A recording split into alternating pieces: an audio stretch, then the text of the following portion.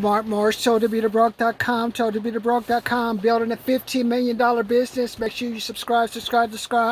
Right behind me, I've got the laundry. I went to the laundromat over there off of East Street and the freeway exit.